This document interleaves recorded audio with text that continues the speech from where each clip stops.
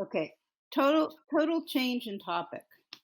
In the course of reading these decisions, there was a very, very interesting case against Los Angeles Unified School District.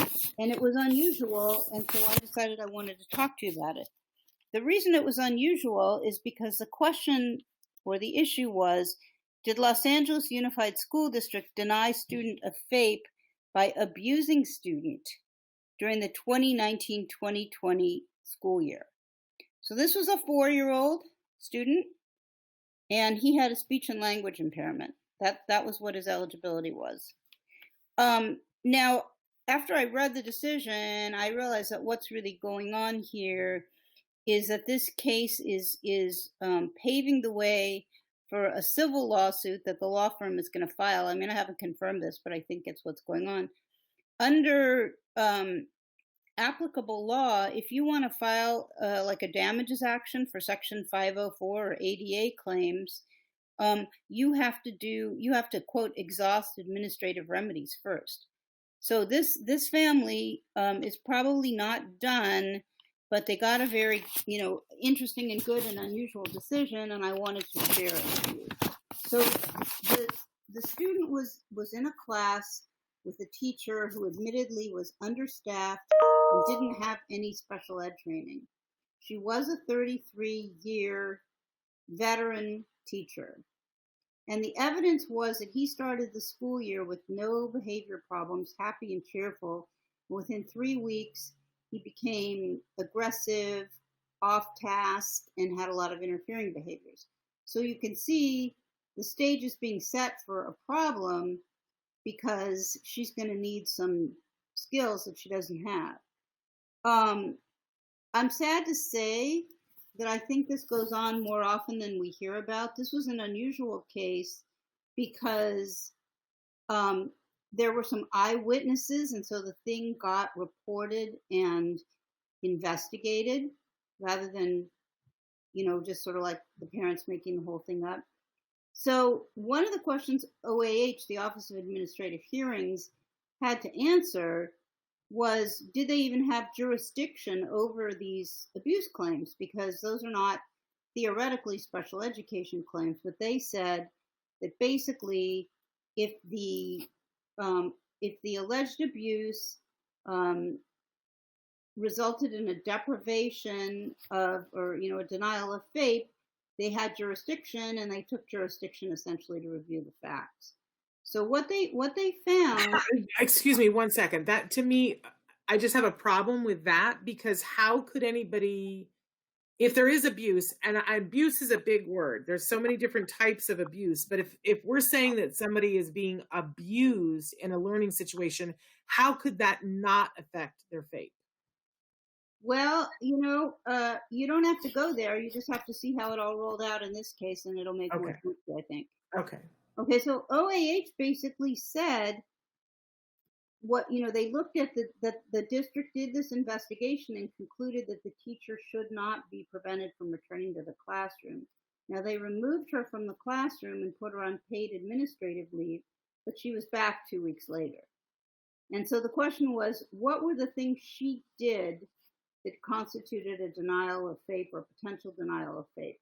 Well, one thing was, apparently during nap time in her class, the student would be kind of rambunctious. And so she took him one day and put him out of the classroom, and the principal found him sleeping on a dirty rug outside her door. The other issue involved a day when she was obviously again having trouble with him, and she took him outside, and his grandfather, I guess, had just dropped him off at school or was bringing something to school, and his grandfather saw her with the kid, and he was like, oh my God, that's, the student.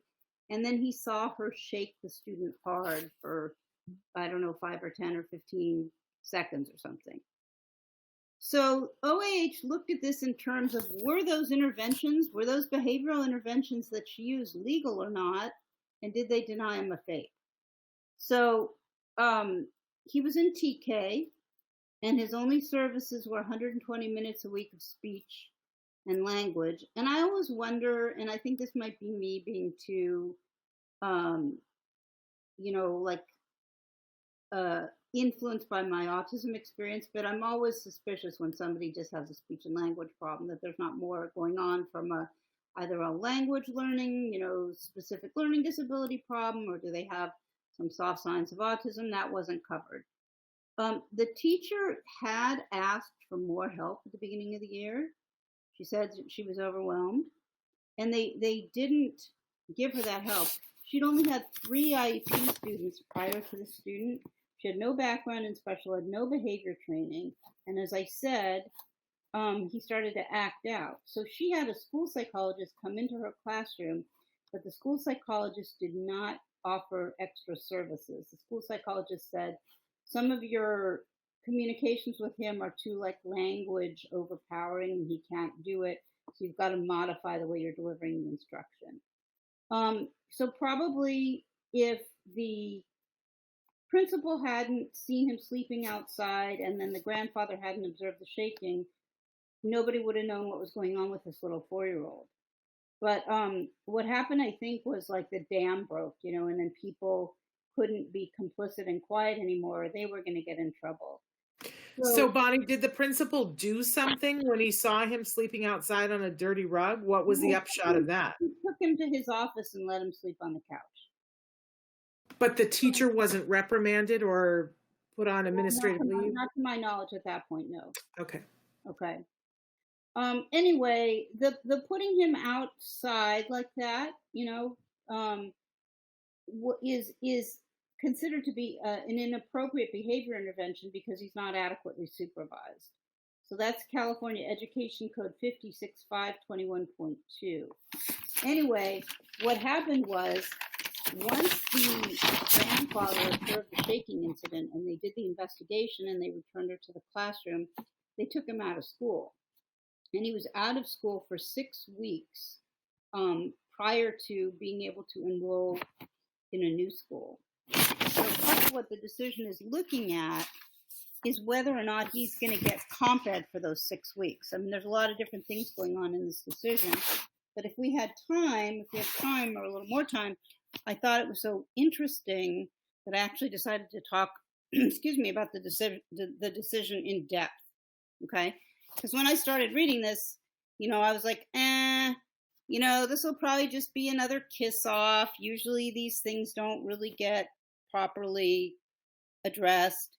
But I was really pleased to see that that wasn't the case. And it was some combination of, he was only 4, for God's sakes, and also that the people that testified from the school district, and you can read the decision and their names are public, they were viewed by the hearing officer as not credible.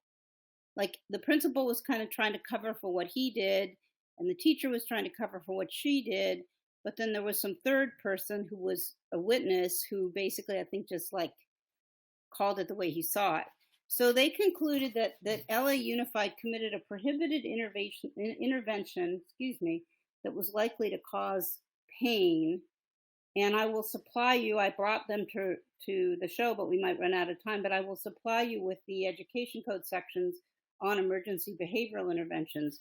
But the gist of it is that you have to, first of all, you cannot use interventions that cause pain or humiliate the student or are an affront to their dignity. You have to use positive behavior interventions. And if you have what's called an emergency behavioral intervention, in California, you have to notify the parents within 1 school day so that the parents have a chance to weigh in on whether these emergency behavior interventions should be used in lieu of planned systematic behavioral interventions. And you're supposed to have a behavioral emergency report immediately completed and put in the file of the student.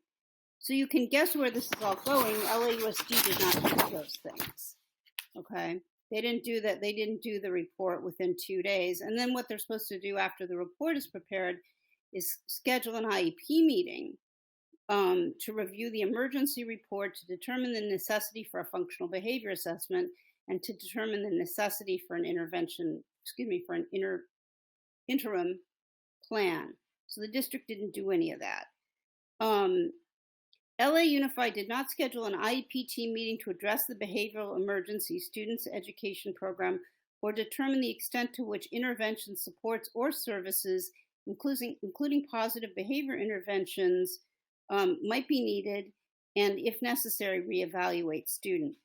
The prohibited interventions and parents' removal of student from the classroom were significant events impacting students' educational needs. Accordingly, an IEP team meeting should have been promptly convened to consider students' needs and supports, as well as remedy any denial of FAPE.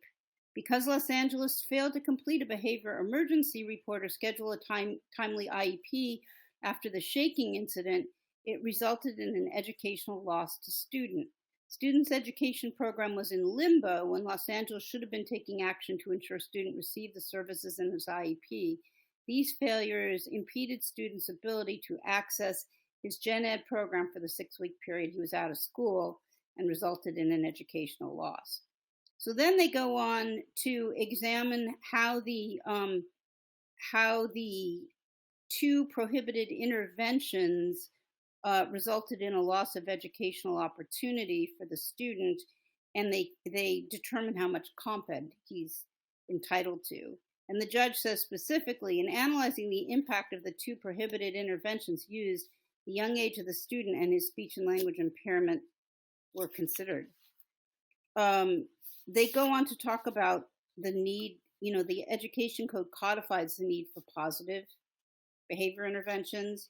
I'm not going to go into all of that, but the point was, it was an unusually good decision. I mean, horrible circumstances, but taking seriously the question of inadequate or inappropriate behavior support. When a child's behavior impedes a child's learning or that of others, the IEP team must consider strategies, including positive behavior interventions and supports to address that behavior. When behavior intervention supports and other strategies are used, they must be used in consideration of the student's physical freedom and social interaction and be administered in a manner that respects human dignity and personal privacy. Hold on one sec. Yeah.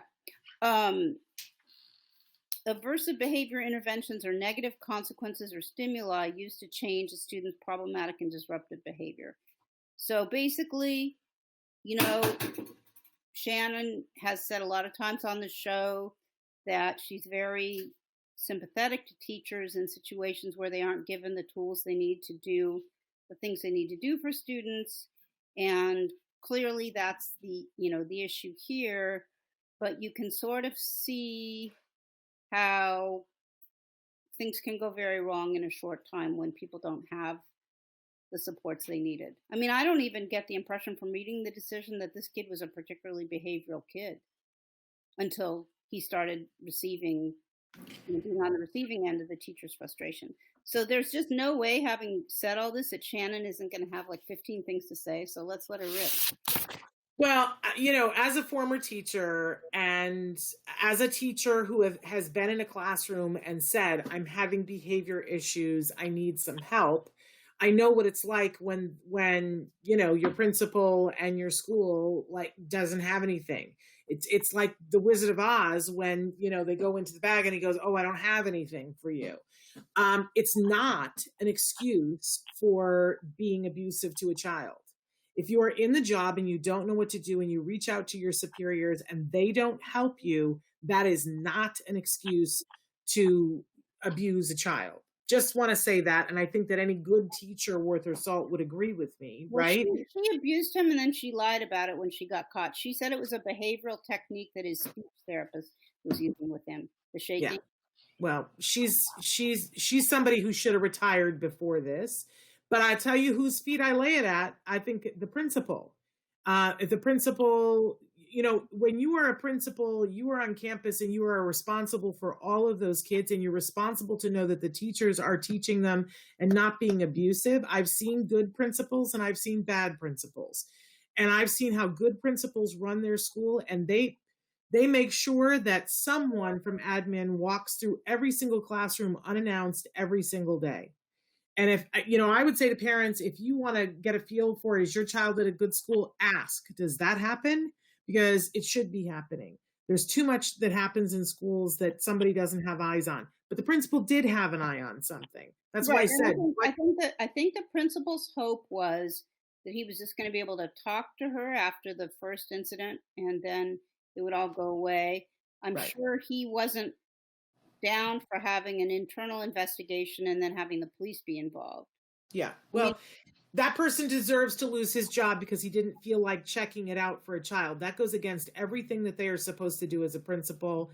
So I have no patience with that principal. Just saying. Our kids, when we turn over our kids to be with people to be educated, we have an expectation, and this was not met. And you can tell it riles me right up. But I'm so glad that you shared this with us, because I think that there are nuances to this that we need to know as parents how wrong this is. And so this is really good, valuable information.